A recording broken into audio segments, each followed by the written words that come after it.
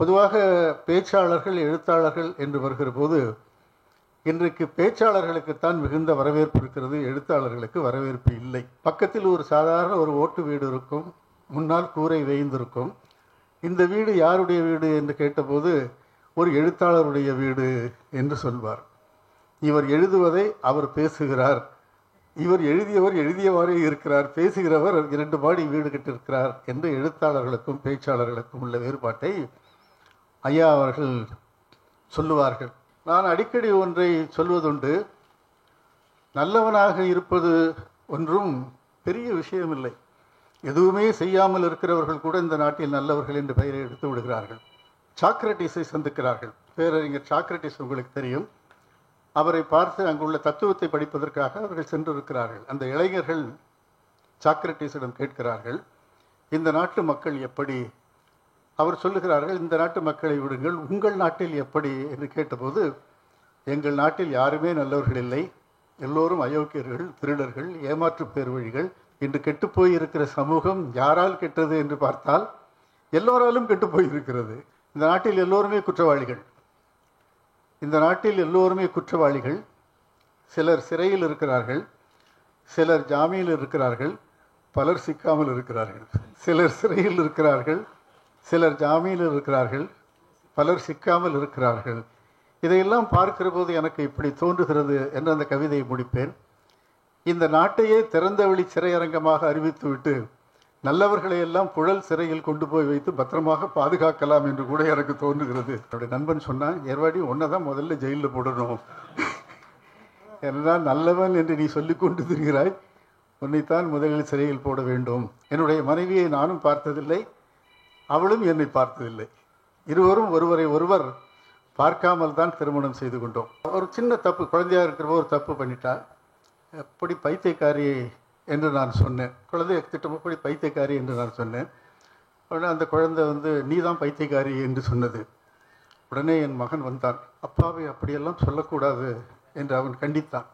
அப்பாவை சொல்லுகிற போது பைத்தியக்காரன் என்று தான் சொல்ல வேண்டுமே தவிர பைத்தியக்காரி என்று சொல்லக்கூடாது என்று திருத்திய போதுதான் அவன் இலக்கணத்தை பார்த்திருக்கிறான், வாழ்க்கை இலக்கியத்தை பார்க்கவில்லை என்று தோன்றியது. ஒரு காவல்துறை அதிகாரி நமக்கு நண்பராக கிடைத்தால் பக்கத்து வீட்டுக்காரனோடு சண்டை பிடிக்கிற போது அவர் நமக்கு உதவியாக வருவார் என்று நினைப்போம். ஒரு நோ ஃப்ரீ லெஃப்ட் பகுதியில் திரும்பி விட்டேன். அதை பார்க்கவில்லையா என்று போலீஸ்காரர் கேட்டார். நான் கவனிக்கவில்லை என்று சொன்னேன். சரி கவனிச்சுட்டு போங்கன்றான். நான் கவனிக்கவில்லை என்று சொன்னால் பரவாயில்லை, கவனித்து விட்டு போங்கள் என்று சொல்லுகிற அளவுக்கு அந்த கவனித்தல் என்கிற வார்த்தை சமூகத்தில் ரொம்ப ஊடாடி போயிருக்கிறது. மாட்டிக்கொண்ட போது என்னையா வாயை எடுத்த உடனே அதிகாரிகளை தவிர மற்றவர்கள் எல்லோரும் மரியாதை குறைவாகத்தான் நடத்திக் கொள்வார்கள் என்பதை நான் துணிச்சலோடு சொல்வேன்.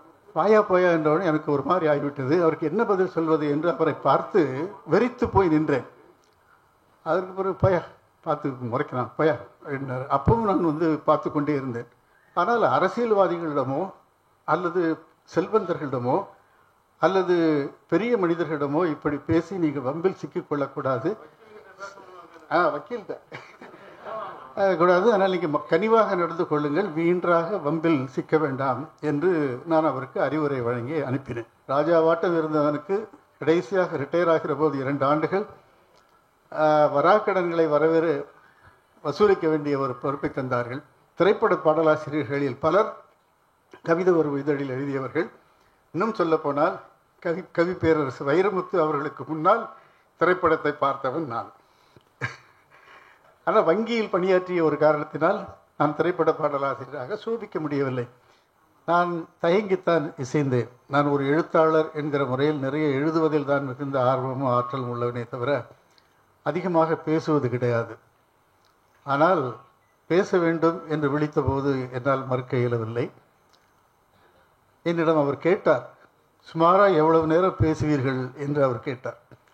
எர்வாடி ராதாகிருஷ்ணன் சார், சுமாராக எவ்வளவு நேரம் பேசுவீர்கள் என்று அவர் கேட்டபோது நான் மனதில் நினைத்து கொண்டேன், நான் சுமாராகத்தான் பேசுவேன் என்று நினைத்து கொண்டேன். சுமாராக பேசுகிற என்னை சுமாராக எவ்வளவு நேரம் பேசுவீர்கள் என்று கேட்டபோது எனக்கே வேடிக்கையாக இருந்தது. ஆனால் இந்த தலைப்பு எனக்கு கிடைத்திருக்கிற ஒரு அற்புதமான ஒரு லட்டு தலைப்பு. இது நாள்தோறும் என்னை பார்க்க என்னுடைய இல்லத்திற்கு வருகிறவர்களோடு நான் கலந்து கொள்கிற விஷயங்கள். என்னுடைய மனைவியிடம் நான் அடிக்கடி ஒன்று சொல்வதுண்டு, வருகிறவர்கள் நீண்ட நேரம் பேசி கொண்டிருக்கிறார்கள், எழுதுவதற்குரிய நேரத்தை அபகரித்து விடுகிறார்கள், சிந்திப்பதற்கான அவகாசத்தை எடுத்துக்கொள்கிறார்கள் என்றெல்லாம் சொல்லுகிற போது அவள் சொல்லுவாள், அவர்கள் அதிகமாக பேசுகிறார்களோ இல்லையோ, நீங்கள் தான் அதிகமாக பேசி கொண்டிருக்கிறீர்கள், நீங்கள் பேசுகிற விஷயத்தை நான் எத்தனை முறை கேட்பது என்று அவள் சலித்து கொள்வாள். அதே போல தான் என்னோடு பயணிக்கிற அன்பு சகோதரர் மதியழகன் அவர்களும் ரிசர்வ் வங்கியினுடைய முன்னாள் ரீஜனல் டைரக்டராக இருந்த அன்பிற்குரிய டாக்டர் சதகத்துல்லா அவர்களும் எத்தனை முறைதான் இதை கேட்பது என்று அவர்கள் சலித்து கொண்டாலும், நீங்கள் புதியவர்கள் என்பதால் நீங்கள் சலித்து கொள்ள மாட்டீர்கள். ஏனென்றால் இந்த அனுபவங்களை பற்றி பேசுவதற்கு அத்தனை விஷயங்கள் இருக்கின்றன. ஆனால் இந்த விஷயங்களை எல்லாம் நான் பேசி கொண்டிருப்பதை காட்டிலும் மிக அதிகமாக எழுதி கொண்டிருக்கிறேன் என்று பார்க்கிற போது, என்னுடைய கவிதை உறவு மாத இதழில் என் பக்கம் என்று ஒரு கடைசி பக்கம் உண்டு. இந்த பக்கத்திற்கு டாக்டர் கலைஞர் அவர்கள் முதல் ரசிகர் என்பது எனக்கு கிடைத்திருக்கிற ஒரு பெரிய பெருமை. கலைஞர் அவர்கள் அந்த கட்டுரைகளை படிக்கிற போது ஒரு முறை என்னிடம் சொன்னார், வாழைப்பழத்தில் ஊசியை ஏற்றுவதை நாங்கள் கேள்விப்பட்டிருக்கிறோம், ஆனால் நீங்கள் வாழைப்பழத்திற்கு சேதாரம் இல்லாமல் ஒரு பெரிய ஊசியை ஏற்றி விடுகிறீர்கள் என்று அவர்கள் சொல்லுவார்கள். மிக பெரிய விஷயங்களை கூட மிக சாதாரணமாக எழுதி போகிற ஒரு அற்புதமான ஒரு வாய்ப்பு எனக்கு கிடைத்திருக்கிறது. அதற்கு லாபகமான அனுபவங்களும், அதற்கு லாபகமான மொழியும், அதற்கு லாபகமான வாய்ப்புகளும் எனக்கு இருக்கிற காரணத்தினால் அந்த கட்டுரைகள் மிக அதிகமாக வெளிவந்து கொண்டிருக்கின்றன. இன்றைக்கு உங்களோடு நான் அதிகமாக பேசப்போவதும் அந்த கட்டுரைகளை பற்றி தான். அந்த கட்டுரையில் வருகிற விஷயங்களைத்தான் நான் உங்களோடு பகிர்ந்து கொள்ள வேண்டும் என்று ஆசைப்படுகிறேன். பொதுவாக பேச்சாளர்கள், எழுத்தாளர்கள் என்று வருகிற போது இன்றைக்கு பேச்சாளர்களுக்குத்தான் மிகுந்த வரவேற்பு இருக்கிறது, எழுத்தாளர்களுக்கு வரவேற்பு இல்லை. இது குறித்து என்னுடைய கெழுதகை நண்பரும் தலைமை செயலாளருமாக இருந்த டாக்டர் இறையன்பு அவர்கள் சின்ன வெளிச்சங்கள் என்கிற ஒரு புத்தகத்தில் ஒரு செய்தியை எழுதியிருந்தார். அந்த புத்தகத்தை நீங்கள் எத்தனை பேர் படித்திருக்கிறீர்கள் என்று எனக்கு தெரியாது. அதில் எழுத்தாளர்கள் குறித்தும் பேச்சாளர்கள் குறித்தும் ஒரு கட்டுரை உண்டு. ஒரு தெருவில் 2 வீடுகள் இருக்கும், ஒரு பெரிய வீடு ஒன்று இருக்கும், 2 மாடி வீடு, போஷான ஒரு ஏரியா, மிக அழகான அந்த வீடு. இது யாருடைய வீடு என்று கேட்டபோது அங்கே வந்த ஒருவர் சொல்லுகிறார், இது மிக பிரபலமாக இருக்கிற ஒரு பேச்சாளருடைய வீடு என்று சொல்வார். பக்கத்தில் ஒரு சாதாரண ஒரு ஓட்டு வீடு இருக்கும், முன்னால் கூரை வேய்ந்திருக்கும். இந்த வீடு யாருடைய வீடு என்று கேட்டபோது ஒரு எழுத்தாளருடைய வீடு என்று சொல்வார். இவர் எழுதுவதை அவர் பேசுகிறார், இவர் எழுதியவாறே இருக்கிறார், பேசுகிறவர் 2 மாடி வீடு கட்டிருக்கிறார் என்று எழுத்தாளர்களுக்கும் பேச்சாளர்களுக்கும் உள்ள வேறுபாட்டை ஐயா அவர்கள் சொல்லுவார்கள். இன்றைக்கு பேச்சாளர்கள் என்பது மிக அதிகமாக இருக்கிற காரணத்தினால் எழுத்தாளர்கள் குறைந்து போய்விட்டார்கள். ஆகவே முன்பெல்லாம் மிகச்சிறந்த படைப்புகள் வெளிவந்து கொண்டிருந்தன, இப்போது படைப்புகள் குறைந்து போய்விட்டன என்பது ஒரு வருத்தம் என்றாலும் கூட, இந்த பரபரப்பான சூழ்நிலையில் பேச்சாளர்களும் இல்லை என்றால் நல்ல விஷயங்களை கேட்பதற்கு நாதி இல்லாமல் போய்விடும் என்பதற்காக பேச்சாளர்களை நாம் வரவேற்றுத்தான் தீர வேண்டியிருக்கிறது. ஆகவே பேச்சாளர்கள் இந்த நாட்டுக்கு வேண்டும். ஒரு முறை நானும் ஒரு நகைச்சுவை பேச்சாளர் ஒரு கூட்டத்தில் பேசிக்கொண்டிருக்கிற போது, அது அறிஞர்கள் இருக்கிற புத்தகம் தொடர்பான ஒரு கூட்டம் என்பதால் என்னுடைய பேச்சுக்கு ஒரு பெரிய வரவேற்பு இருந்தது. ஆனால் அவருடைய நகைச்சுவை பேச்சுக்கு வரவேற்பு இல்லை. அப்போது அவர் ஆறுதல் பெற வேண்டும் என்பதற்காக பேச்சாளர்களை நான் உயர்த்தி பேசினேன். ஏனென்றால் பேச்சாளர்கள் இருக்கிற போது தான் நல்ல விஷயங்களை 4 பேருக்கு கொண்டு போக முடியும். எத்தனை பேர் புத்தகங்களை வாசிக்கிறார்கள் அல்லது நூலகங்களுக்கு செல்கிறார்கள் என்று பார்க்கிற போது பேச்சாளர்களை பேசும் புத்தகங்கள் என்று நாம் பாராட்டலாம் என்று ஒரு பதத்தை சொல்லி அவர்களை மகிழ்வித்தேன். ஆகவே பேச்சாளர்கள் மிகவும் தேவை எழுத்தாளர்களைப் போல. ஏனெனில் நாங்கள் எழுதுவதை அவர்கள் சமூகத்திற்கு கொண்டு செல்கிறார்கள் என்பதால் அவர்களை நிராகரித்து விடக்கூடாது. ஆனால் சில நேரங்களில் பேச்சாளர்கள் படுத்துகிற பாட்டை பார்க்கிற போது பேசாமலேயே இருந்து விடலாம் அல்லது கேட்காமலேயே இருந்து விடலாம் என்று கூட தோன்றும். நான் ஒரு முறை ஒரு கவிதையில் இப்படி எழுதியிருந்தேன், பேசுவதற்கு முன்பு பேசிவிட்டு போவது நல்லது என்று ஒன்று எழுதியிருந்தேன். உங்களுக்கு புரியும் என்று நினைக்கிறேன். பேசுவதற்கு முன்பு பேசிவிட்டு போவது நல்லது என்று சொன்னேன். பேசுகிறவர்கள் அதற்கு முன்னால் பேசிவிட்டு போய்விட வேண்டும் என்று ஒரு கருத்து பரவலாக இருக்கிறது. ஆகவே பேச்சாளர்களோடு நாம் படுகிற பாடு ஒருவரும் இருக்க, எங்களை போன்ற பேச தெரியாதவர்களிடம் நீங்கள் படுகிறீர்கள் என்பது வருத்தம். என்னுடைய அலுவலகத்தில் கூட ஒன்றை சொல்வார்கள் என்னுடைய அன்பு சகோதரிகள், நீங்கள் நன்றாக பேச மாட்டீர்கள், ஆனால் நீங்கள் பேசுவது நன்றாக இருக்கும் என்று சொல்வார்கள். இது எனக்கு இன்றைய வரைக்கும் புரியாத ஒரு புதிராக இருக்கிறது. நன்றாக பேச மாட்டீர்கள், ஆனால் பேசுவது நன்றாக இருக்கும் என்று இருப்பதில் ஒரு சின்ன ஒரு நுட்பம் ஒன்று இருக்கிறது. பொதுவாக பேச்சாளர்களை நீங்கள் கவனித்தால் தெரியும், மிக நன்றாக பேசுவார்கள், அன்பு குறித்து பேசுவார்கள், வீரம் குறித்து பேசுவார்கள், பல்வேறு ஆன்மீக செய்திகள் குறித்தெல்லாம் பேசுவார்கள். அவர்களுடைய நடைமுறை வாழ்க்கை என்பது வேறாக இருக்கும். நகைச்சுவையாக பேசுகிற ஒரு பேச்சாளருடைய பக்கத்தில் போய் உங்களை நீங்கள் அறிமுகம் செய்து கொண்டால் அவர் உங்களிடம் சிரித்து பேச மாட்டார், பேசவே மாட்டார். அப்படி இருக்கிற போது பேச்சு வேறு வாழ்க்கை வேறு என்று இருக்கிற போது அவர்களும் ஒரு சகஜ நிலைக்கு வர வேண்டும் என்கிற வேண்டுகோளை வைப்பதற்கு எனக்கு உரிமை இருக்கிறது. பேச்சாளர்கள் வேண்டும், அதோடு பேச்சாளர்கள் பழக வேண்டும் என்று நான் அன்போடு விரும்புகிறேன். ஏனென்றால் மனிதர்கள் மிருகங்களைப் போல அல்ல, மிருகங்கள் சேர்ந்து வாழ்கின்றன, ஆனால் மனிதர்கள் தான் சார்ந்து வாழ்கிறார்கள் என்று பார்க்கிற போது அந்த சேர்ந்து வாழ்வதற்கும் சார்ந்து வாழ்வதற்கும் நிறைய வேறுபாடு இருக்கிறது. குன்றக்குடி அடிகளார் அவர்கள் ஒரு மேடையில் பேசுகிற போது ஒரு செய்தியை சொன்னார். கால்நடைகள் என்று மிருகங்களை நாம் சொல்லுகிறோம், நாமும் தான் கால்நடைகளாக காலால் தான் நடக்கிறோம், மிருகங்களும் காலால் தான் நடக்கின்றன. ஆனால் அவற்றை மட்டும் கால்நடைகள் என்று சொல்கிறோம், காலால் நடக்கிற நம்ம ஏன் கால்நடைகள் என்று சொல்வதில்லை என்றபோது அவர் சொல்கிறார், நாம் காலால் மட்டும் நடக்கவில்லை, நமக்காக எழுதி வைத்திருக்கிற, நமக்காக கூறப்பட்டிருக்கிற அறிவுரைகளின்படி நாம் நடக்கிறோம். ஆகவே நாம் நடப்பது கால்களால் அல்ல, அறிவுரைகளின் பேரில் நடக்கிறோம், பல்வேறு செய்திகளின் பேரில் நடக்கிறோம் என்று வருகிற போது நாம் நடப்பது கால்களால் அல்ல, மிருகங்கள் தான் கால்களால் நடக்கின்றன. எனவே அவை கால்நடைகளில் நடக்கப்படுகின்றன, நாம் மனிதர்களாக விளங்குகிறோம் என்று அவர் சொல்லியிருக்கிறார். அந்த வகையில் பார்க்கிற போது மிருகங்களுக்கும் நமக்கும் நிறைய வேறுபாடு இருக்கிறது. ஆகவே நாம் மனிதர்கள் சார்ந்து வாழ்கிறவர்கள் என்கிற காரணத்தினால் இந்த சமூகத்தோடு நாம் மிக அதிகமாக சம்பந்தப்பட்டிருக்கிறோம். இப்படி சம்பந்தப்பட்டிருக்கிற போது நமக்கு ஏராளமான அனுபவங்கள் ஏற்படுகின்றன. இந்த அனுபவங்களை பற்றியே பேசிக்கொண்டிருக்கலாம். மிக சுவாரஸ்யமான பல அனுபவங்களை உங்களோடு நான் கலந்து கொள்வதில் மிகுந்த மகிழ்ச்சியும் பெருமையும் அடைகிறேன்.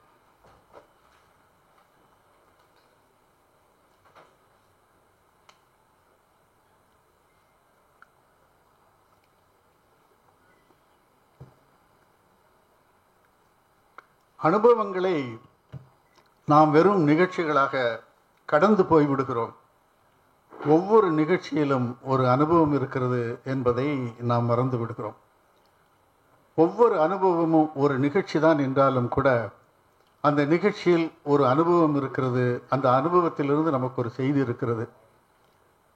லியோ டால்ஸ்டாய் உங்களுக்கெல்லாம் தெரியும், ஆல்பர்ட் ஐன்ஸ்டீன் உங்களுக்கெல்லாம் தெரியும். அவர் ஒன்றை சொல்வார், அறிந்து கொள்வது அறிவே அல்ல, அனுபவம்தான் அறிவு என்று அவர் சொல்வார். நோயிங் இஸ் நாட் நாலெட்ஜ் என்பது நாம் எல்லோருக்கும் தெரிந்த விஷயம். எக்ஸ்பீரியன்சிங் இஸ் நாலெட்ஜ் என்று ஆல்பர்ட் ஐன்ஸ்டீன் அவர்கள் ஒரு செய்தியை சொல்கிறார்கள். அனுபவங்களை பற்றி பேசுவதற்கு முன்பு ஒரு செய்தியை நான் உங்களோடு பகிர்ந்து கொள்ள வேண்டும் என்று ஆசைப்படுகிறேன். ஜப்பான் நாட்டிற்கு அருகே மிக அதிகமாக இந்த வல்கனோஸ் என்று சொல்லப்படுகிற எரிமலைகள் மிக அதிகமாக இருக்கும். ஒரு முறை மிக அதிகமாக நெருப்பை கக்கிய அந்த எரிமலை சம்பவம் ஒன்று நடந்தது.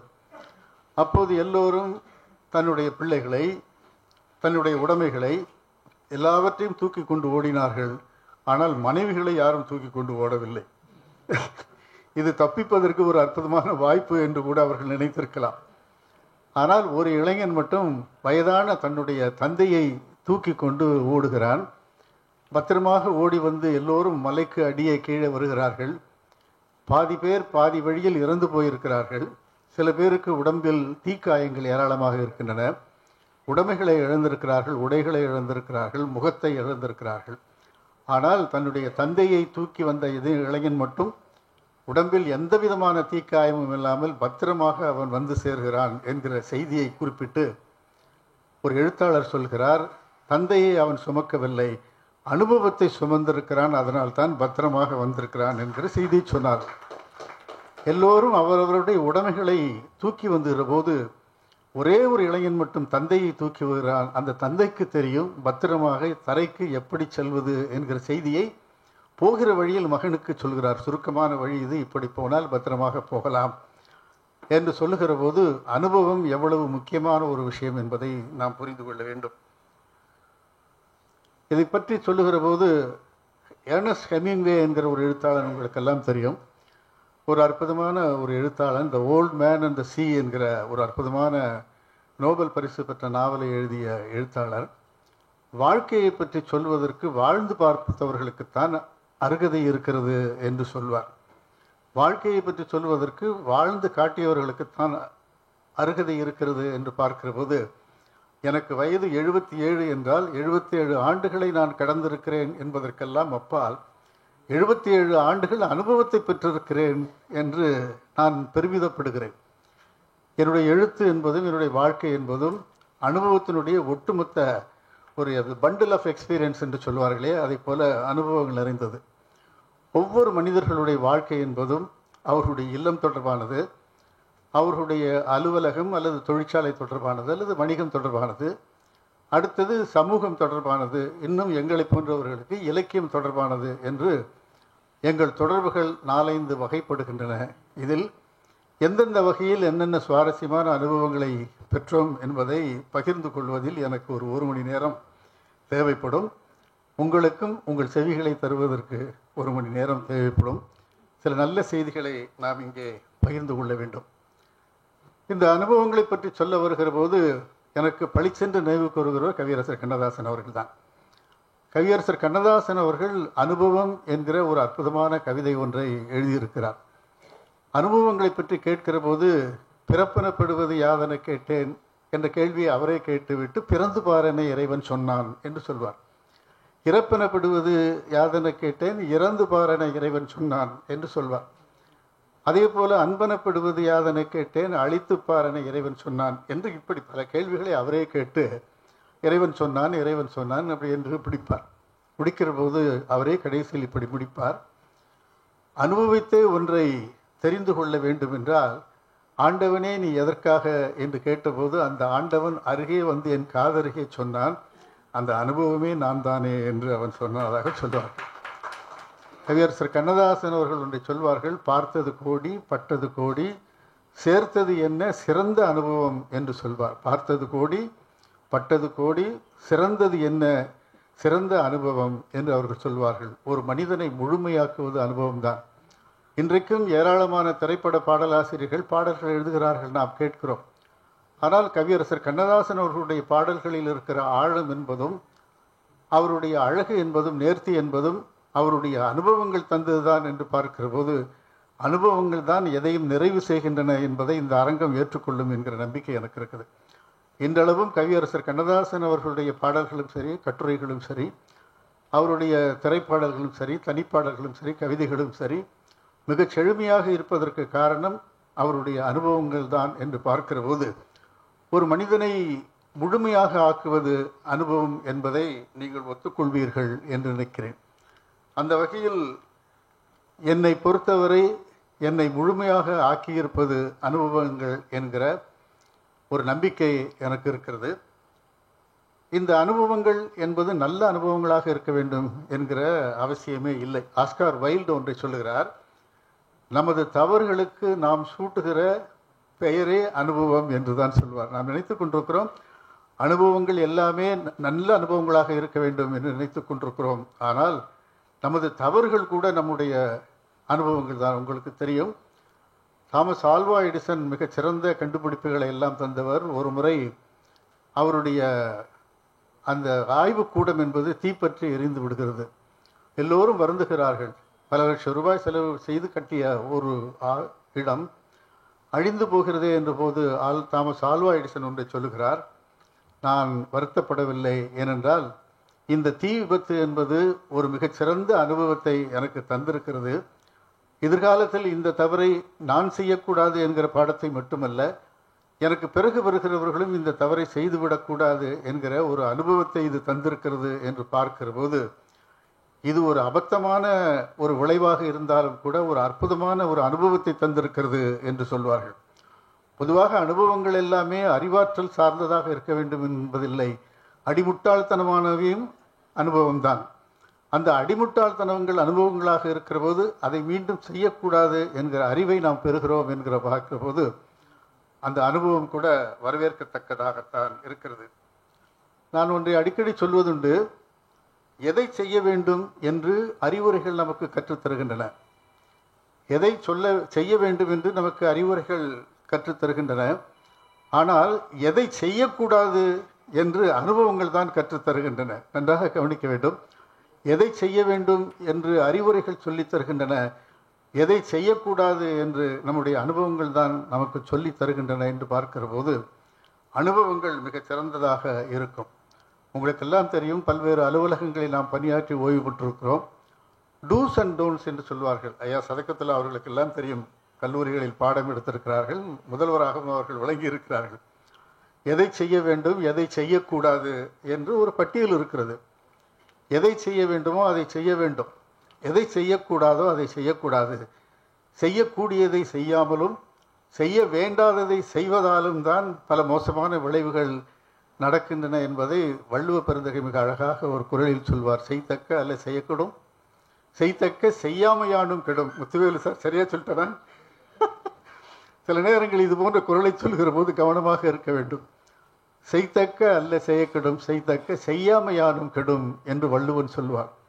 எதை செய்ய வேண்டுமோ அதை செய்யாததாலும் கெடும், எதை செய்யக்கூடாதோ அதை செய்வதாலும் கெடும் என்று வள்ளுவன் சொல்லுகிற போதுதான் இந்த டூஸ் அண்ட் டோன்ட்ஸ் என்கிற நிர்வாகியல் கோட்பாடுகளை நாம் புரிந்து கொள்கிறோம் என்று பார்க்கிற போது, இது அவருக்கு அனுபவத்தால் கிடைத்ததா அல்லது இந்த அனுபவங்களை எதிர்காலத்தில் பெறப்போகிறார்கள், அப்போது அவர்கள் இதை புரிந்து கொள்வார்கள் என்று அவர்கள் சொன்னார்களா என்று எனக்கு தெரியவில்லை. என்றாலும் கூட இந்த குறள் மிகச் சிறந்த ஒரு வழிகாட்டியாக விளங்குகிறது. நான் அடிக்கடி ஒன்றை சொல்வதுண்டு, நல்ல என்கிற பெயரை நாம் எடுத்துவிட வேண்டும். எர்வாடி ராதாகிருஷ்ணன் நல்ல என்கிற ஒரு அடைமொழியை பெற்றுவிட்டால் எல்லா விதத்திலும் அவன் நல்லவன் என்று தான் ஒரு கருத்து கொள்ளப்படும். ஒரு நல்ல மனிதன் நல்ல நண்பனாக இருக்க முடியும், ஒரு நல்ல மனிதன் நல்ல கணவனாக இருக்க முடியும், ஒரு நல்ல மனிதன் நல்ல தந்தையாக இருக்க முடியும், ஒரு நல்ல மனிதன் நல்ல நிர்வாகியாக இருக்க வேண்டும். ஆகவே நல்ல என்று பெயர் எடுப்பது என்பது மிகச்சிறந்த அனுபவங்களில் ஒன்றாக இருக்க முடியும். நான் அடிக்கடி ஒன்றை சொல்வதுண்டு, நல்லவனாக இருப்பது ஒன்றும் பெரிய விஷயமில்லை. எதுவுமே செய்யாமல் இருக்கிறவர்கள் கூட இந்த நாட்டில் நல்லவர்கள் என்று பெயரை எடுத்து விடுகிறார்கள். நல்லவர் என்கிற பெயரை எடுப்பது நல்லது.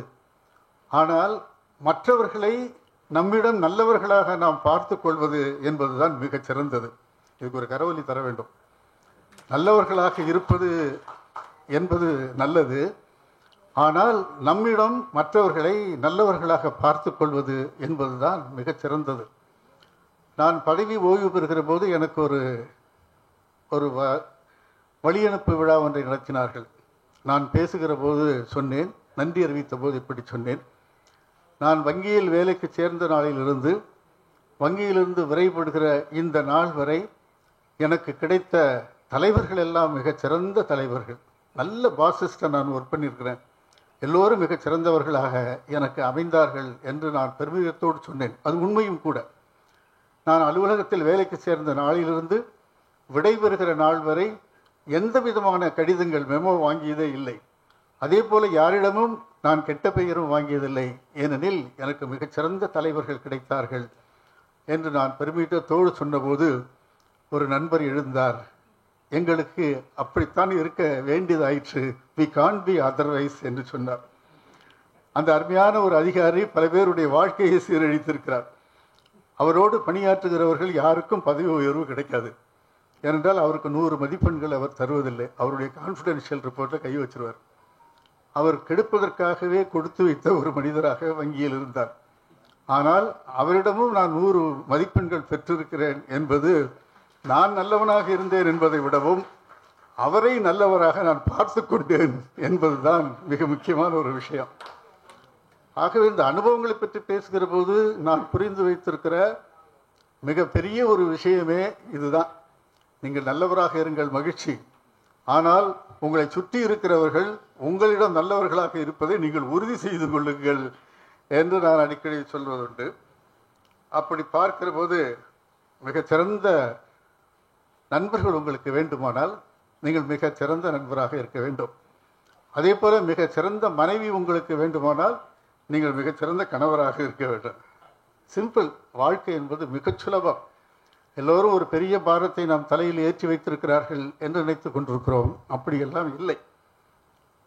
மற்றவர்களை நல்லவர்களாக பார்ப்பது என்பது ஒரு பெரிய அற்புதமான ஒரு கலையாக எனக்கு தோன்றுகிறது.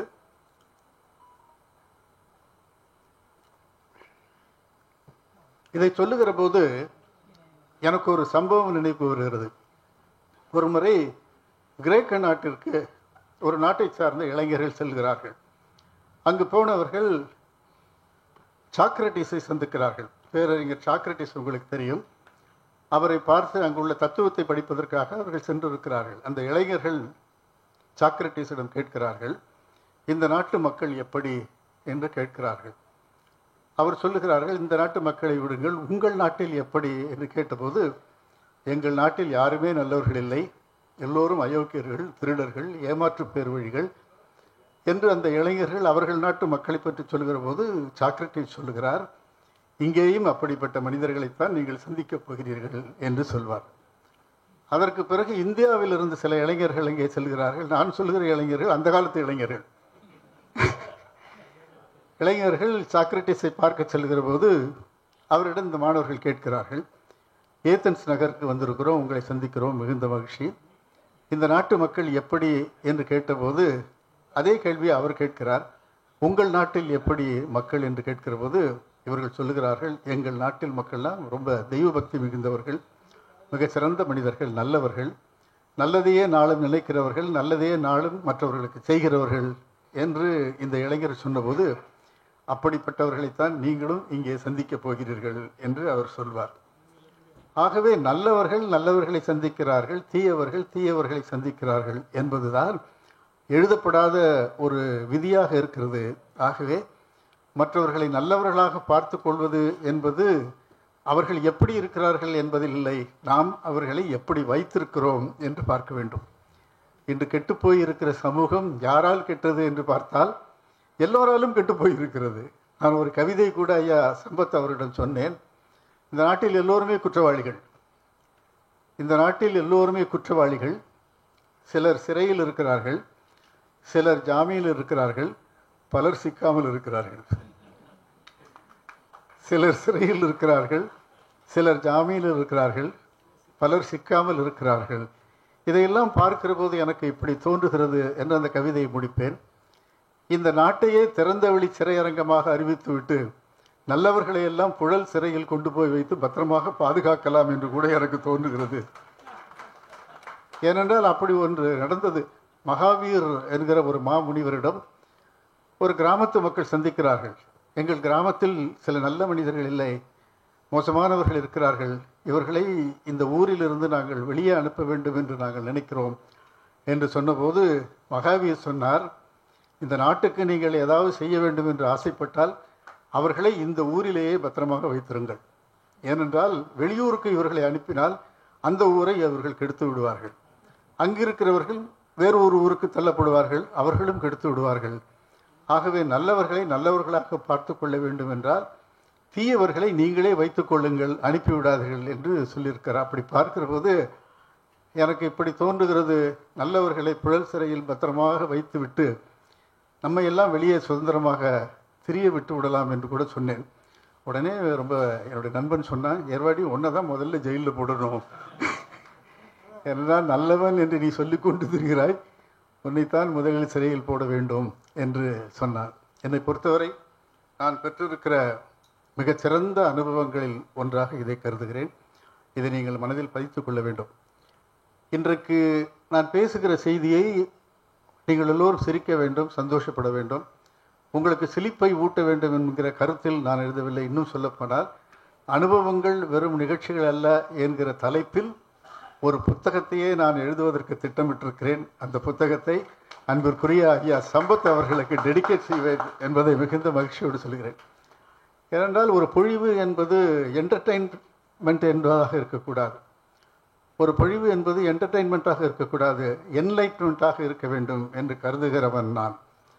அந்த வகையில் பார்க்கிற போது ஒரு என்லைட்மெண்ட் உங்களிடம் இருக்கும் என்று நான் நம்புகிறேன். பொதுவாக அனுபவங்களை பொறுத்தவரை மிகச்சிறந்த அனுபவங்கள் நமக்கு இல்லங்களில் தான் அதிகமாக கிடைக்கின்றன. ஒரு 3 பிரிவாக நான் பிரித்து வைத்திருக்கிறேன். இல்லத்தில் அனுபவம், அதே போல் அலுவலகத்தில் அனுபவம், இலக்கிய வாழ்க்கையில் அனுபவம், பொது வாழ்க்கையில் அனுபவம் என்று ஒரு 3 பகுதிகளாக நான் இதை பிரித்து கொள்கிறேன்.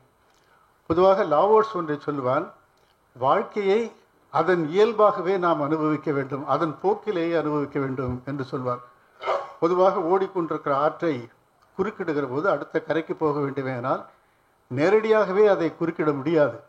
அந்த ஆற்றின் வேகத்தோடு நாம் சென்றுதான் குறுக்கிட வேண்டும், அதை கிராஸ் செய்ய வேண்டும் என்று சொல்வார்கள்.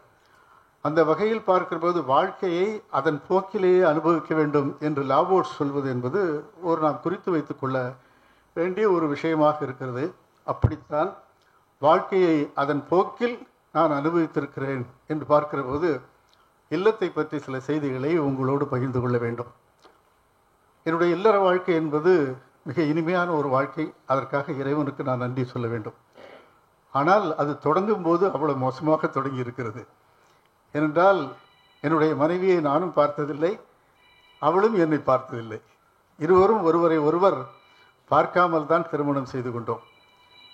அவர்கள் ஏர்வாடிக்கு பெண்ணை அழைத்து வருகிறார்கள். அந்த இரவில் கூட மறுநாள் திருமணம் செய்து கொள்ளப் போகிறேன், இரவில் போய் பார்த்து விட வேண்டும், எப்படி இருக்கிறாள் என்று பார்க்க வேண்டும் என்று ஆர்வத்தோடு நான் போகிற போது என்னுடைய தாத்தா விரட்டி விட்டார். காலையில் பார்த்துக்கலாம் போவேன் அப்படின்ட்டார். என்னுடைய மனைவியை நான் முதலில் பார்த்தது அந்த திருமண மேடையில் தான். அது ரொம்ப ஒளிச்சு ஒளிச்சு பார்த்தேன். அதை கூட பார்க்க முடியாமல் அந்த ஃபோட்டோகிராஃபர், தம்பி ஃபோட்டோ பார்ப்பா, அது அப்புறம் பார்த்துக்கலாம், ராத்திரி பார்த்துக்கலான்ட்டார். நான் ஃபோட்டோவே பார்த்து கொண்டிருந்தேன், அவளும் ஃபோட்டோவை பார்த்தால் ஒருவர் பார்த்து கொள்ளவில்லை. இது என்ன பெரிய ஒரு விசேஷம் என்றால், ஒரு 20-30 ஆண்டுகளுக்கு பிறகு என்னுடைய பிள்ளைகள் எங்களை கைது செய்து கொண்டிருக்கிறார்கள். என்னுடைய பையன் கௌரி சங்கர் கனடாவில் இருக்கான். எப்போ அம்மாட்ட கேட்குறாங்க, அம்மா நீ அப்பாவை எப்படிம்மா ஒரு பெரிய ரிஸ்க் எடுத்துருக்கிற லைஃப்பில், அவர் பார்க்காம எப்படி கல்யாணம் பண்ணிக்கிட்ட அப்படின்ட்டு. அவன் பெரிய பந்தா பண்ணிட்டு அதெல்லாம் தலை விதிரா, என்ன பண்ணுறது அப்படின்னு சொல்லிட்டான். அவன் சொல்லுகிறான், அம்மா நீ கூட பரவாயில்லப்பா, அம்மாவை நீ பார்க்காம திருமணம் செய்து கொண்டாய், பெரிய விஷயம் இல்லை. ஆனால் உன் ஃபோட்டோவை பார்த்த பிறகும் அம்மா உன்னை கல்யாணம் பண்ணிக்கிட்டா பாரு, அதான்டா பெரிய ரிஸ்க்கு. என்னுடைய ஃபோட்டோவை என்னுடைய தந்தையார் காட்டியிருக்கிறார். அதை கூட என் மனைவி அடிக்கடி சொல்வதுண்டு, உங்களுக்கு பெண் பார்க்க வேண்டும் என்பதற்காக உன்னுடைய அப்பா இடுப்பில் அந்த ஃபோட்டோ வச்சுட்டு அலைஞ்சது எங்களுக்கு தெரியாதா என்று இன்றும் சொல்லி கொண்டிருப்பாள். நகைச்சுவை என்பது எங்களுடைய இல்லத்தில் ரொம்ப, எங்கள் குழந்தைகள் எங்கள் 2 பேரையும் ரொம்ப கிண்டல் பண்ணுவாங்க. அந்த மகிழ்ச்சி என்பது ஒரு தந்தை மகன் என்கிற உறவையெல்லாம் தாண்டி நண்பர்களாக நாங்கள் பழகுவது உண்டு. ஒரு நிகழ்ச்சி எனக்கு நினைவுக்கு வருகிறது. ஒரு முறை என்னுடைய மகள் பொறியாளர் ஒரு சின்ன தப்பு, குழந்தையாக இருக்கிறப்போ ஒரு தப்பு பண்ணிட்டா. எப்படி பைத்தியக்காரி என்று நான் சொன்னேன். குழந்தைய திட்டப்படி பைத்தியக்காரி என்று நான் சொன்னேன். உடனே அந்த குழந்தை நீ தான் பைத்தியக்காரி என்று சொன்னது. உடனே என் மகன் வந்தான். அப்பாவை அப்படியெல்லாம் சொல்லக்கூடாது என்று அவன் கண்டித்தான். எனக்கு மிகுந்த மகிழ்ச்சியாகவும் பெருமையாக இருக்கிறது. என்ன தங்கச்சியை கண்டிக்கிறான், ஒரு பிள்ளை, நல்ல பிள்ளை மகன் இருக்கிறான் என்று சொன்னபோது அப்பாவை சொல்லுகிற போது பைத்தியக்காரன் என்று தான் சொல்ல வேண்டுமே தவிர பைத்தியக்காரி என்று சொல்லக்கூடாது என்று திருத்திய போதுதான் அவன் இலக்கணத்தை பார்த்திருக்கிறான், வாழ்க்கை இலக்கியத்தை பார்க்கவில்லை என்று தோன்றியது. எங்கள் வீட்டில் ரொம்ப மகிழ்ச்சியாக இருப்போம் எப்போதும். என்னுடைய மனைவியை சீண்டுவது என்பதே என்னுடைய ஒரு நாளினுடைய ஒரு சில பகுதியை, அது இப்போ ரிட்டையர்மெண்ட் ஆன பிறகு அவளை சீண்டுவதே எனக்கு ஒரு பெரிய வேலையாக இருக்கிறது. நான் சர்வீஸில் இருக்கிற போதாவது அவள் வாழ்க்கையை அனுபவித்திருக்கக்கூடும் நிம்மதியாக. இப்போது மிகவும் அனுபவிக்கிறாள். சில நேரங்களில் என்னிடம் கேட்பதுண்டு, என்றைக்காவது குழந்தைகளுக்கு நீங்கள் பாடம் சொல்லி கொடுத்திருப்பீர்களா, என்றைக்காவது பிள்ளைகளை நீங்கள் எங்காவது அழைத்து போயிருப்பீர்களா, பாடம் சொல்லி கொடுத்திருப்பீர்களா என்ற போது, இன்றைக்கு பிள்ளைகள் நன்றாக இருக்கிறார்கள் என்றால் அதற்கு காரணம் நான் பாடம் சொல்லிக் கொடுக்காததுதான் என்று தப்பித்துக் கொள்வேன். என்றால் எங்களை போன்ற இலக்கியவாணர்கள் நாள் முழுக்க எழுதுவது, பேசுவது, நண்பர்களை சந்திப்பது என்று ஊரை சுற்றி கொண்டிருக்கிற போது வீட்டில் இருக்கிறவர்கள் அவர்களை பார்க்கிறார்கள், பார்த்து கொள்கிறார்கள் என்று மிகுந்த மகிழ்ச்சி பெருமை அடைய வேண்டும். இன்ஃபேக்ட் பெண்களை பற்றி சொல்லுகிற போது ஹோம் மேக்கர் என்று அவர்கள் சொல்வார்கள். அவர்கள் ஹோம் மேக்கர் என்றால் சமைத்து போடுகிறார்கள், வீட்டை சுத்தமாக வைத்திருக்கிறார்கள் என்று பொருள் அல்ல. அதையும் தாண்டி அவர்கள் அந்த இல்லத்தை செம்மையாக வைத்திருக்கிறார்கள், கணவனையும் சேர்த்து வைத்திருக்கிறார்கள் என்று பொருள். இதை சொல்லுகிற போது எனக்கு ஒரு நினைவுக்கு வருகிறது. ஒரு முறை கிளின்டன் தன்னுடைய மனைவியை அழைத்து கொண்டு ஒரு ஹோட்டலுக்கு செல்கிறார் உணவு அருந்துவதற்காக. அப்போது அங்கே இருக்கிற வெயிட்டர் கிளின்டனுடைய மனைவிக்கு வணக்கம் சொல்கிறான். இவளும் நன்றாக இருக்கிறாயா என்று இருவரும் அந்யோன்யமாக பேசிக் கொள்கிறார்கள். அப்போது கிளின்டன் கேட்கிறார், இவர் யார் என்று கேட்கிற போது, கல்லூரியில் படித்து கொண்டிருக்கிற போது நாங்கள் ஒருவரை ஒருவர் காதலித்தோம், ஆனால் திருமணம் செய்து கொள்கிற வாய்ப்பு எங்களுக்கு கிடைக்கவில்லை என்று அவள் சொல்லியிருக்கிறார். நம்ம ஊரில் இப்படி சொன்னோம்னா அன்றைக்கே கலைவரம் வந்திருக்கோம், அன்றைக்கே அடித்து வீட்டுக்கு அனுப்பிச்சிருப்பாங்க. நாங்கள் இருவரும் காதலித்தோம், திருமணம் செய்து கொள்ளவில்லை என்ற போது கிளின்டன் சொல்கிறார், நல்லவேளை நீ என்னை திருமணம் செய்து கொண்ட பிறகு இந்த நாட்டினுடைய முதல் பெண்மணியாக இருக்கிறாய். இவனை திருமணம் செய்து கொண்டிருந்தால் நீ நன்றாக சாப்பிட்டு கொண்டிருப்பாய், ஒரு செர்வருடைய மனைவியாகத்தான் வாழ்ந்து கொண்டிருப்பாய் என்றபோது அவள் சொன்னாள், நிச்சயமாக நான் செர்வருடைய மனைவியாக வாழ்ந்து கொண்டிருக்க மாட்டேன், அவளை இந்த நாட்டினுடைய பிரசிடென்டாக ஆக்கியிருப்பேன் என்று சொன்னார். நான் அவளை திருமணம் செய்து கொண்டால் அவனை இந்த நாட்டினுடைய பிரசிடென்டாக ஆக்கியிருப்பேன் என்று சொல்வது என்பது உண்மை. அவர்களால் முடியும் என்பதால் அவர்கள் சொல்கிறார்கள். அந்த வகையில் பார்க்கிற போது மிகச்சிறந்த மனைவியை நான் பெற்றதற்கு காரணம் மிகச்சிறந்த கணவனாக நான் இருப்பது தான். இன்றைக்கும் கூட எனக்கு ஏராளமான நண்பர்கள் இருக்கிறார்கள். நான் அடிக்கடி ஐயா சதகத்துல்லா அவர்களிடம் சொல்வதுண்டு, நண்பர்களால் நண்பர்களை பெறுவோம் என்று நான் சொல்வேன். ஒரு நண்பர் நமக்கு கிடைக்கிற போது அந்த நண்பரை எப்படி பயன்படுத்திக் கொள்வது என்று தான் பலர் நினைப்பார்கள். ஒரு காவல்துறை அதிகாரி நமக்கு நண்பராக கிடைத்தால் பக்கத்து வீட்டுக்காரனோடு சண்டை பிடிக்கிற போது அவர் நமக்கு உதவியாக வருவார் என்று நினைப்போம். ஒரு வங்கி மேலாளர் நமக்கு பழக்கமாக இருந்தால் கடன் வாங்கலாமே என்று நினைப்போம்.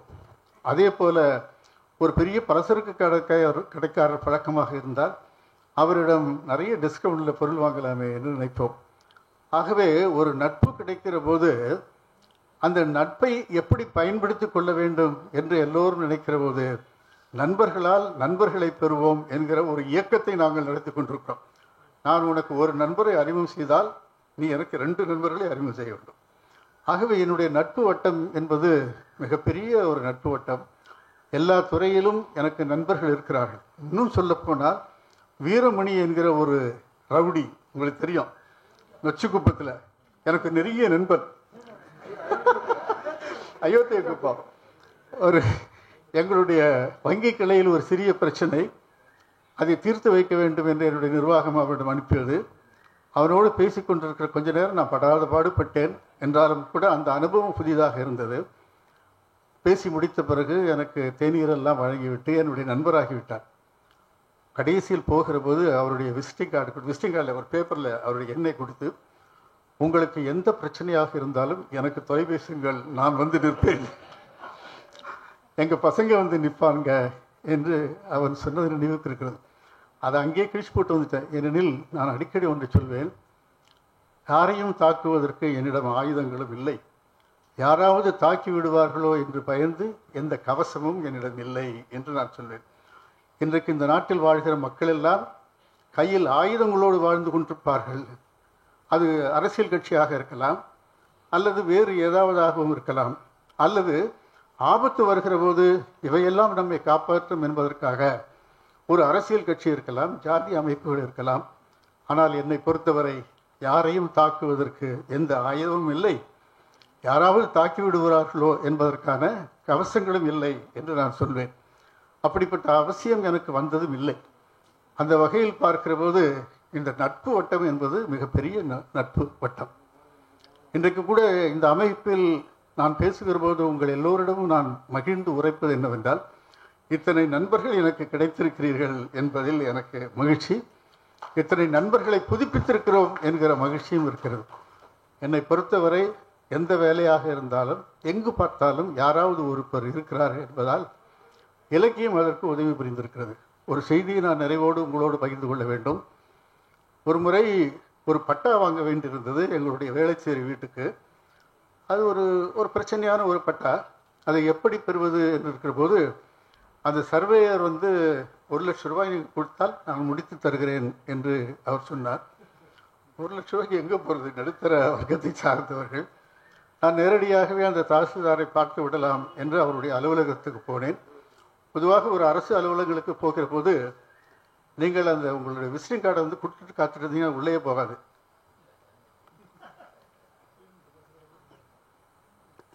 நான் நேரடியாக அந்த தாசில்தாருடைய அறைக்கு சென்றேன். போனதும் என்னுடைய கார்டை கொடுத்தேன். உடனே எழுந்து நின்றார். எழுந்துட்டு, ஐயா ரொம்ப மகிழ்ச்சி, நான் திருவண்ணாமலை சார்ந்தவன், எங்கள் ஊரில் வந்து ஒரே என்டர்டெயின்மெண்ட்டு ஆல் இண்டியா ரேடியோ தான். ஞாயிற்றுக்கிழமைகளில் உங்களுடைய நாடகங்களை நான் நிறைய கேட்டிருக்கிறேன். மிகச் சிறப்பாக நகைச்சுவையாக நன்றாக எழுதுவீர்கள். உங்களை நான் பார்ப்பேன் என்று கருதவே இல்லை என்று சொல்லி எனக்கு உடனே கூல்ட்ரிங்க்ஸ்லாம் வர வச்சு மிக அற்புதமாக வரவேற்றார். அப்போது தான் நான் நினைத்து கொண்டேன், நான் ஒரு வங்கி அதிகாரியாக இருந்ததை காட்டிலும் ஒரு எழுத்தாளனாக இருப்பது தான் நிரந்தரமாக ஒரு பெருமை என்று. அதனுடைய பெருமையாக சொல்வதுண்டு, வங்கி என்பது என்னுடைய ஜீவனத்தை காத்தது. வங்கி என்பது என்னுடைய ஜீவனத்தை காத்தது. ஆனால் எழுத்து என்பது என் ஜீவனை காத்து கொண்டிருக்கிறது என்று சொன்னேன். ஜீவனமும் முக்கியம், ஜீவியமும் முக்கியம். அந்த ஜீவனத்தை இந்த ஜீவன் காத்து கொண்டிருக்கிறது என்கிற போது ரொம்ப பெருமையாக இருந்தது. செலவே இல்லாமல் அவர் முடித்து விட்டார். இருந்தாலும் கூட அந்த சர்வேயர் ஏமாந்து விடக்கூடாது என்பதற்காக அவரை வீட்டுக்கு அழைத்து என்னுடைய புத்தகங்கள் சிலவற்றை அவருக்கு பரிசளித்து விட்டு ஒரு 5,000 ரூபாயை ஒரு கவர்லையும் வச்சு கொடுத்தேன். இல்லை சார், உங்ககிட்டலாம் வாங்கக்கூடாது சார், பாவம் என்று அவர் மறுத்தார். இல்லை பரவாயில்லை, உங்களுடைய ஆன்மா சாந்தி அடைய வேண்டும்,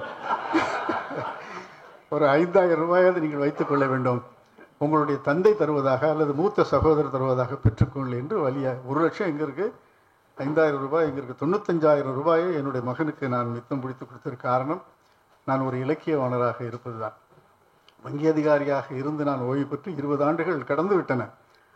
ஆனாலும் கூட இன்றைக்கும் நான் உயிர்த்திருப்பதற்கு காரணம் எழுத்து என்பதும் அந்த எழுத்தின் வாயிலாக எனக்கு கிடைத்த அனுபவம் தான் என்பது எனக்கு மிகுந்த பெருமை அளிக்கிறது. இந்த எழுத்தை பற்றி சொல்லுகிற போது ஒன்றை உங்களுக்கு பெருமையாக சொல்ல வேண்டும்.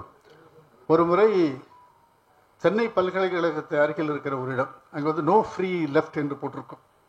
நோ ஃப்ரீ லெஃப்ட்னா ஒன்றுமே இல்லை, அந்த வழியாக போனால் நீங்கள் காசு கொடுக்க வேண்டியிருக்கும், அவ்வளோதான். எனக்கு ரொம்ப நாள் அது தெரியாமல் இருந்தது. ஒரு முறை இப்படித்தான் ஒரு நோ ஃப்ரீ லெஃப்ட் பகுதியில் திரும்பி விட்டேன். அதை பார்க்கவில்லையா என்று போலீஸ்காரர் கேட்டார். நான் கவனிக்கவில்லை என்று சொன்னேன். சரி, கவனிச்சுட்டு போங்கன்றான். நான் கவனிக்கவில்லை என்று சொன்னால் பரவாயில்லை, கவனித்து விட்டு போங்கள் என்று சொல்லுகிற அளவுக்கு அந்த கவனித்தல் என்கிற வார்த்தை சமூகத்தில் ரொம்ப ஊடாடி போயிருக்கிறது. ஒரு காவல்துறை அதிகாரிகளோடு எனக்கு ஏராளமான ஒரு அனுபவம் இருக்கிறது. ஐயா அவர்களுக்கு கூட ஒரு புத்தகம் அனுப்ப நீங்கள் படிப்பீர்கள். அதில் ஒரு செய்தியை பகிர்ந்து கொள்ள வேண்டும். ஒரு முறை நான் என்னுடைய 2 வீலரில் யூனிவர்சிட்டி பக்கம் திரும்புகிறேன்.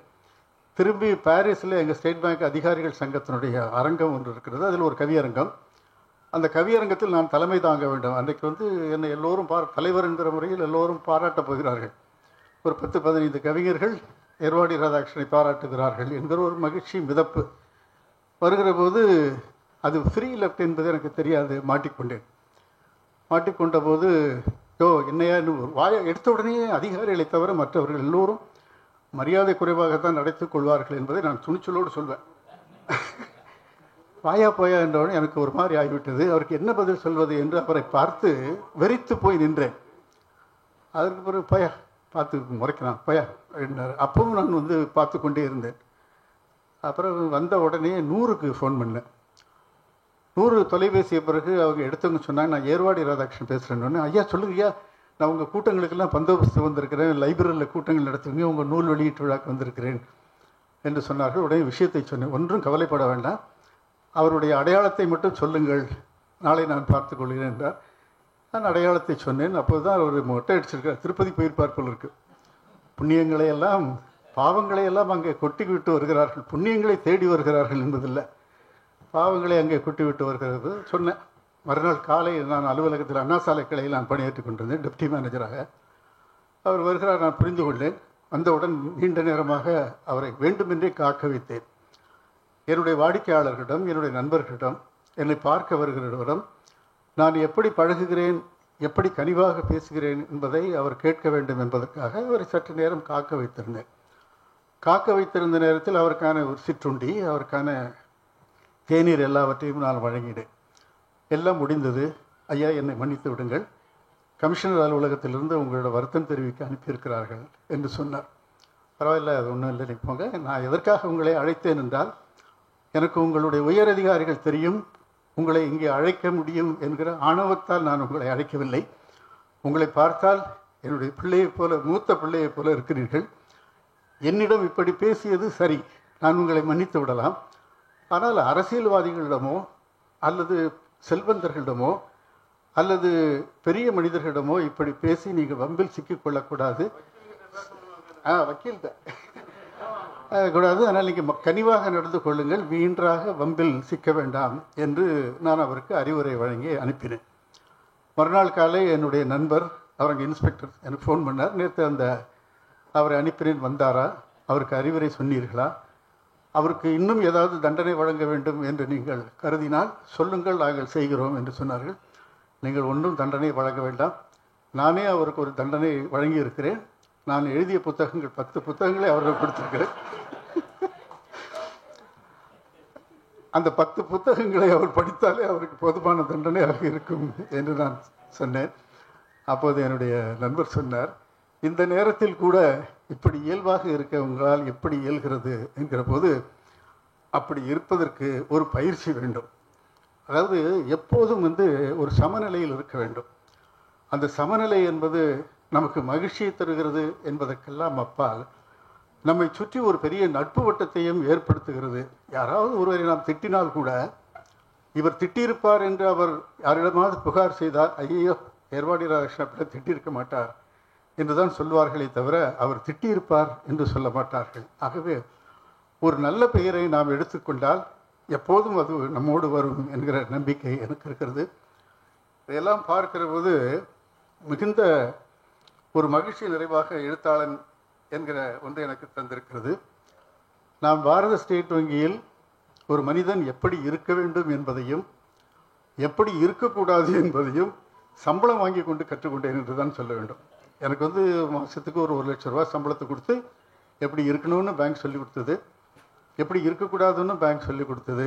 அந்த வகையில் என்னுடைய வங்கி வாழ்க்கை என்பது ஒரு வெற்றிகரமான ஒரு வாழ்க்கையாக இருந்தது. இதில் ஒரு பெரிய சிறப்பு என்னவென்றால், என்னோடு வங்கியில் பணியாற்றிய நண்பர்கள் யாராவது இருக்கலாம் இங்கே. நான் பேங்க்கு சாவியை தொட்டதே கிடையாது. அதாவது ஒரு பெரிய தண்டனை. கீ ஹோல்டிங் என்பது வங்கிகளில் வழங்கப்படுகிற மிகப்பெரிய பணிச்சுமை என்பதல்ல, ஒரு பெரிய தண்டனையும் கூட. அது இருக்கிற போது அதை கட்டிக்கொண்டு அழ வேண்டும் என்றெல்லாம் சொல்வார்கள். ஆனால் இந்த இலக்கியம் என்பதும் பொது வாழ்க்கை என்பதும் எனக்கு தந்திருக்கிற அந்த போஸ்டிங்ஸ்லாம் ரொம்ப அருமையான போஸ்டிங்ஸ். அதாவது முதலில் எனக்கு வழங்கப்பட்ட இடம், சீட் எது என்றால் பென்ஷனருக்கான அந்த இடம். பென்ஷன் ஆஃபீஸர் என்று பெயர். ஏனென்றால் வருகிற பெரியவர்களிடம் மதிப்போடு நடந்து கொள்கிறேன் என்பதற்காக நிர்வாகம் என்னை தேர்ந்தது போச்சுது. அதுக்கு பிறகு மக்கள் தொடர்பு மிக அதிகமாக இருக்கிற காரணத்தினால் துணை மேலாளராக மக்கள் தொடர்பு துறையில் நான் பணியாற்றினேன்.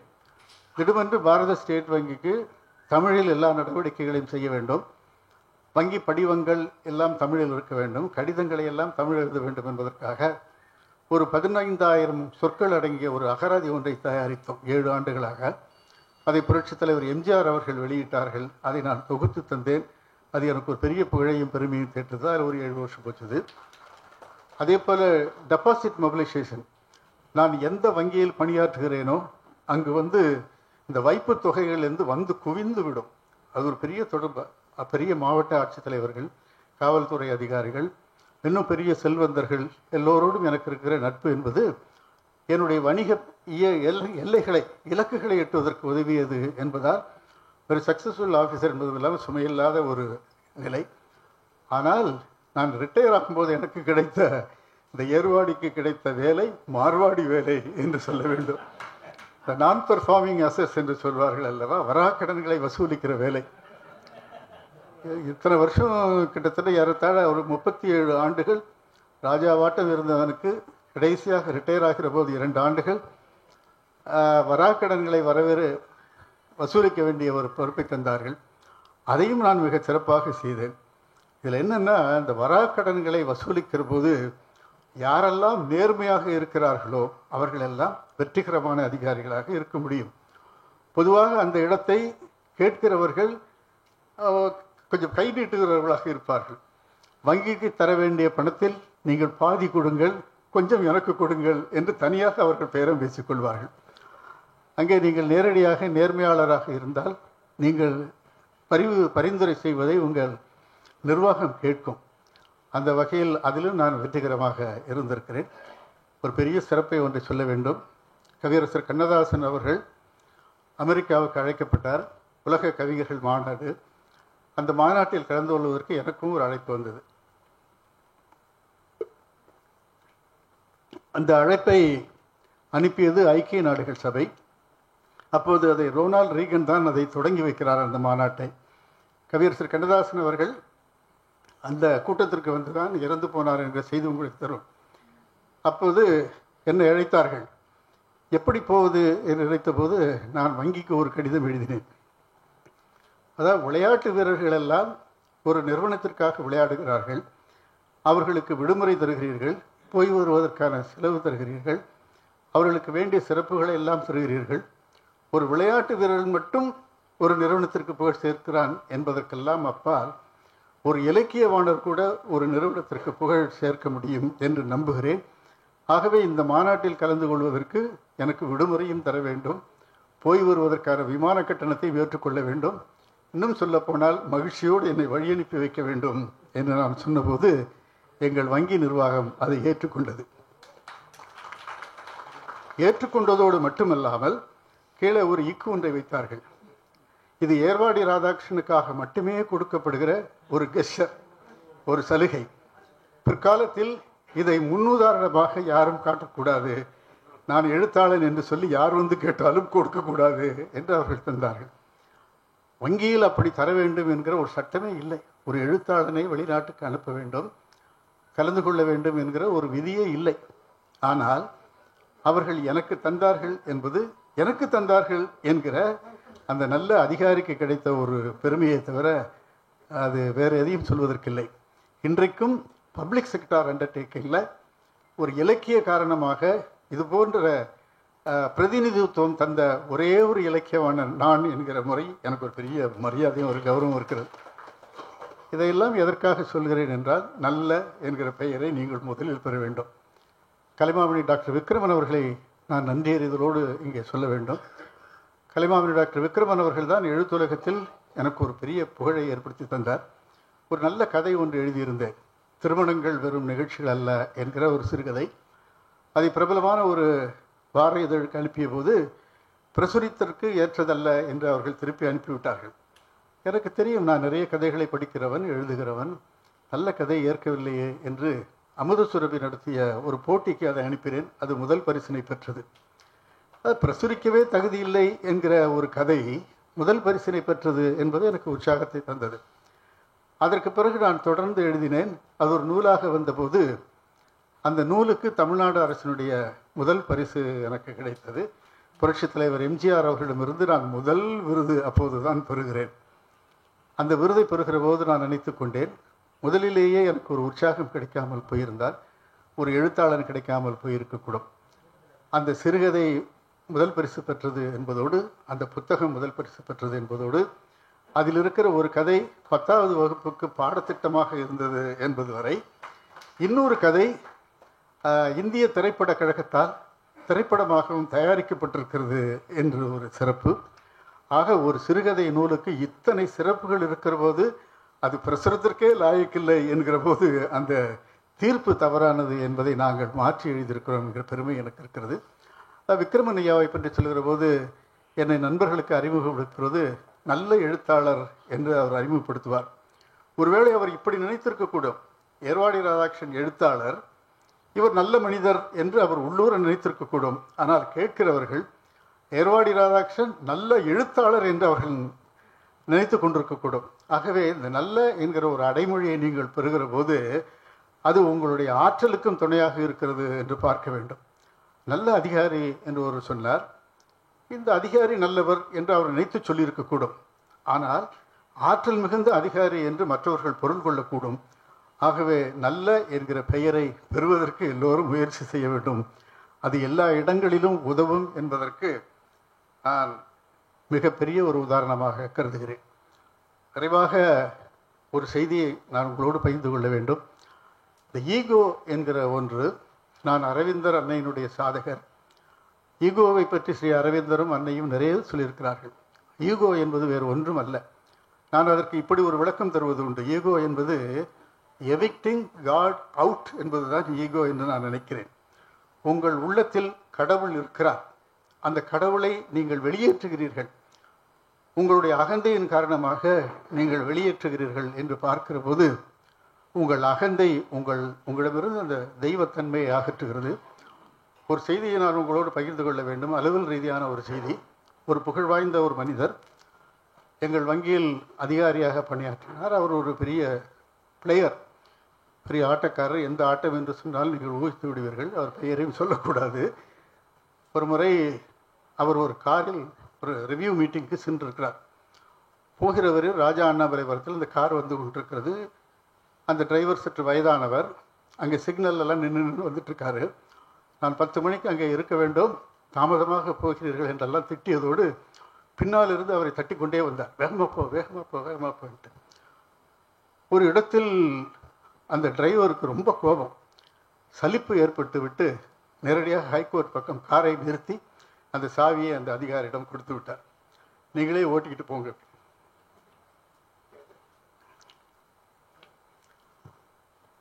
அந்த பெரியவர், இவரை காட்டிலும் இவருடைய தந்தை வயது அவருக்கு இருக்கும். அவர் அந்த சாவியை அவரிடம் கொடுத்து விட்டு அவர் சொன்னார், நான் இதை போல 30 கார்கள் வைத்திருக்கிறேன். உங்கள் வங்கியினுடைய தலைவர் சேர்மன் எனக்கு மிகச் சிறந்த நண்பர். இங்கு இருக்கிற அதிகாரிகள் எல்லாம் எனக்கு மிகவும் வேண்டியவர்கள். எல்லோரும் என்னை மரியாதையாக நடத்துகிற போது இன்றைக்கு அலுவல் செய்வதற்காக டிரைவர்கள் இல்லை என்பதற்காக நான் வந்தேன். என்னுடைய வசதிகள், என்னுடைய வாழ்க்கை, என்னுடைய வயது எல்லாவற்றையும் மறந்துவிட்டு சட்டத்தை மீற வேண்டும், சிக்னலை தாண்ட வேண்டும் என்று என்னை விரட்டுவதோடு மட்டுமல்லாமல், நீ என்று ஒருமையில் பேசுகிறீர்கள், நீங்களே இந்த காரை ஓட்டிச் செல்லுங்கள், உங்களால் என்னை ஒன்றும் செய்ய முடியாது.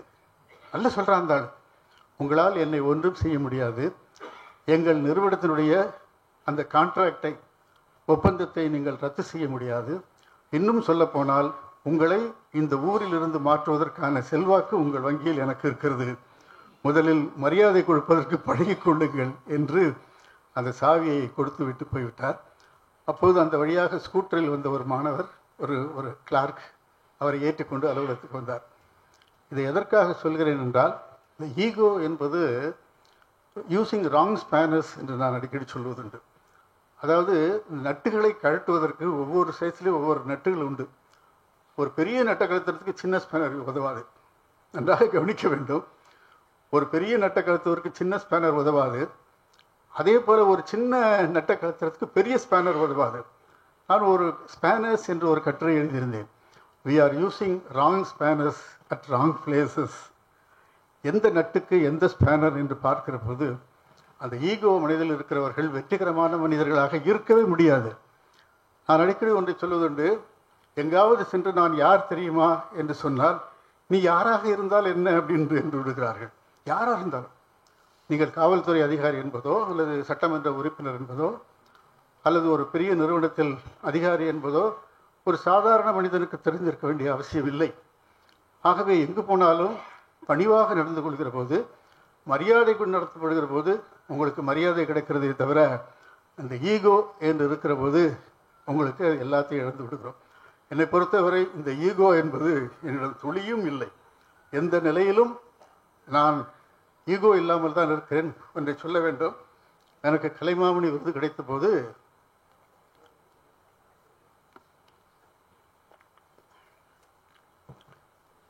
ராஜா அண்ணாமலை மன்றத்தில் ஒரு கூட்டம் நடத்தினார்கள், ஒரு பெரிய பாராட்டு விழா. அந்த நிகழ்ச்சியில் சற்று வெளியே சென்று விட்டு வந்தேன்.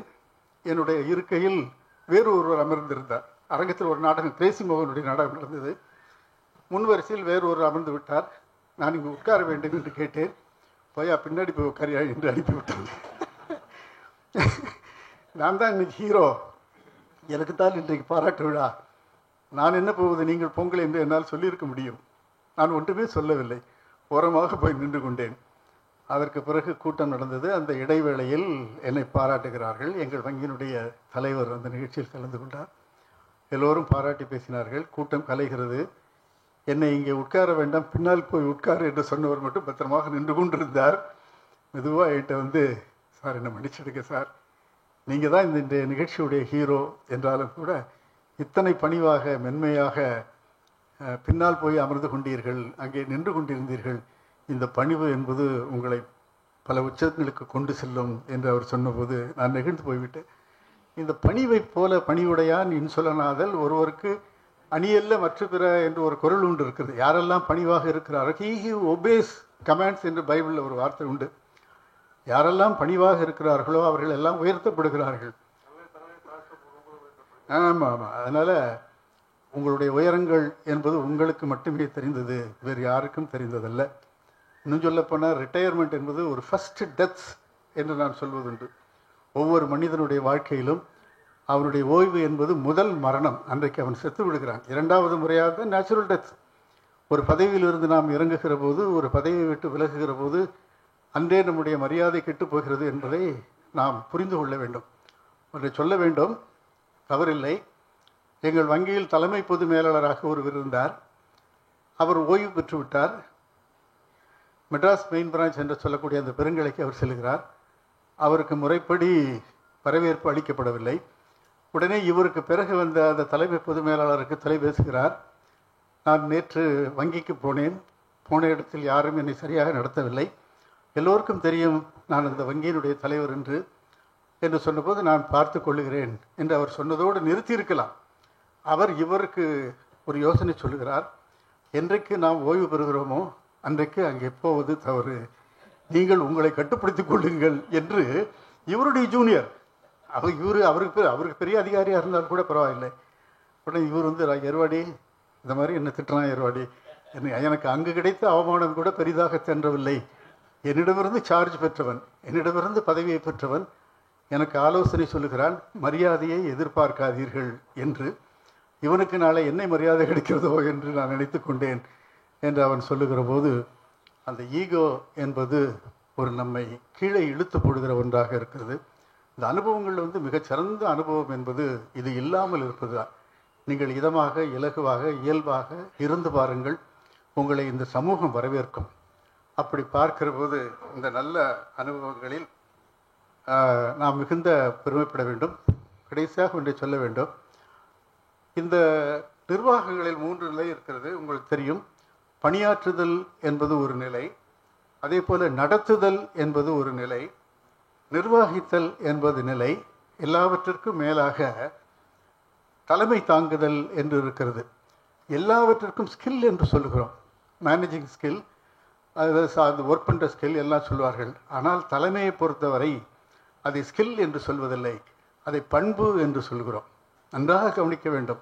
அலுவலகத்தில் பணியாற்றுகிறவர்களுக்கு அலுவலகத்திறன், நிர்வாகத்திறன் அல்லது செய்யும் திறன் என்றெல்லாம் சொல்லுகிற போது எல்லாவற்றையும் நிர்வகிக்கிற, எல்லாவற்றுக்கு மேலாக இருக்கிற தலைவருக்கு தலைமை பண்பு என்று சொல்கிறார். அது வந்து ஒரு குவாலிட்டி. இந்த தலைமை பண்பு என்பது என்ன என்று பார்த்தால், தலைமை பண்பு என்பது மற்றவர்கள் நம் மீது சுமத்துவதாக நாம் நினைத்து கொண்டிருக்கிறோம். அது சிலருக்கு ஏற்றுக்கொள்வதாகவும் இருக்கும்.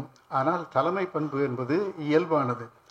நான் ஒன்றை அடிக்கடி சொல்வதுண்டு. இறையன்பு அவர்கள் கூட ஒரு கூட்டத்தில் சொல்லியிருக்கிறார்கள், கவிதை உறவு என்பது மிகச்சிறந்த ஒரு அமைப்பு, இன்றைக்கு உலகெங்கும் பரவி இருக்கிற ஒரு உன்னதமான ஒரு அமைப்பு. நான் எந்த நாட்டிற்கு சென்றாலும் மிக பெருமையாக சொல்வேன், என்னை அழைத்து செல்வதற்கு அங்குள்ள தமிழர்கள் வந்து திரண்டு விடுவார்கள். இது எப்படி எனக்கு வந்தது என்று பார்த்தால், என்னுடைய தன்மைகள் எனக்கு தந்தன என்று நான் நினைக்கிறேன். அதே போல் இன்றைக்கு இலக்கிய கூட்டங்கள் சென்னையில் நடக்கிற போது அன்பு சகோதரர் மதியழகன் அவர்கள் எல்லாம் வியந்து பாராட்டுவார். எந்த இலக்கிய கூட்டத்திற்கும் இவ்வளவு கூட்டம் வருவதில்லை, ஆனால் என்னுடைய கூட்டங்களுக்கெல்லாம் அரங்கம் நிறைந்து இருக்கும் என்பது என் மீது அவர்கள் வைத்திருக்கிற அளவு கடந்த ஒரு மரியாதை. அப்போதெல்லாம் நான் இப்படி சொல்வதில்லை, எனக்கு பின்னால் ஒரு கூட்டம் இருக்கிறது என்று ஒருபோதும் நான் சொல்வதில்லை, ஒரு கூட்டத்தோடு கூட்டமாக நான் இருக்கிறேன் என்று தான் சொல்வேன். எனக்கு பின்னால் ஒரு கூட்டம் இருக்கிறது என்று சொல்வது அகந்தை. ஒரு கூட்டத்தோடு கூட்டமாக நான் இருக்கிறேன் என்பது ஒரு இயல்பான தன்மை. உங்களுக்கெல்லாம் தெரியும், வடிவேலுடைய சினிமா ஒன்று உண்டு. அவன் ஒரு ரொம்ப பந்தாவாக ஒருத்தர் சண்டை போடுவான், பின்னால் ஆட்கள் நிற்கிறார்கள் என்று. விரும்பென்று பின்னால் பார்த்தால் இல்லை. எனக்கு பின்னால் ஒரு கூட்டம் இருக்கிறது என்று சொல்லுகிறவர்கள் திடீரென்று திரும்பி பார்த்தால் அந்த கூட்டம் அங்கே இருக்காது. என்றால் நாம் தான் எல்லா கூட்டங்களையும் பார்த்து கொண்டிருக்கிறோமே. ஒரு நாள் இன்றைக்கு இங்கு இருக்கிறார்கள், நாளை வேறு எங்கோ இருக்கிறார்கள். ஆகவே கூட்டம் என்பது நாம் நினைத்து கொண்டிருப்பதை போல நிரந்தரம் அல்ல. ஆனால் தன்மை என்பது, இயல்பு என்பது தான் நிரந்தரமானது. ஆகவே தலைமை பண்பு என்பது கூட்டத்திற்கு தலைமை தாங்குகிறேன் என்று நினைப்பதல்ல, கூட்டத்தோடு கூட்டமாக இருக்கிறேன் என்பதுதான் தலைமை பண்பு என்று பார்க்கிற போது நான் மிகுந்த மகிழ்ச்சியும் நிறைவும் பெறுவது நான் கூட்டத்தோடு கூட்டமாக இருக்கிறேன் என்பதுதான். நிறைவாக எங்களுடைய இதழை பற்றி உங்களோடு சில செய்திகளை பகிர்ந்து கொள்ள வேண்டும். கவிதை உறவு என்கிற இந்த அமைப்பு 1972 தொடங்கப்பட்டது. புதிய கவிஞர்களை வரவேற்கிற ஒரு நல்ல அமைப்பு.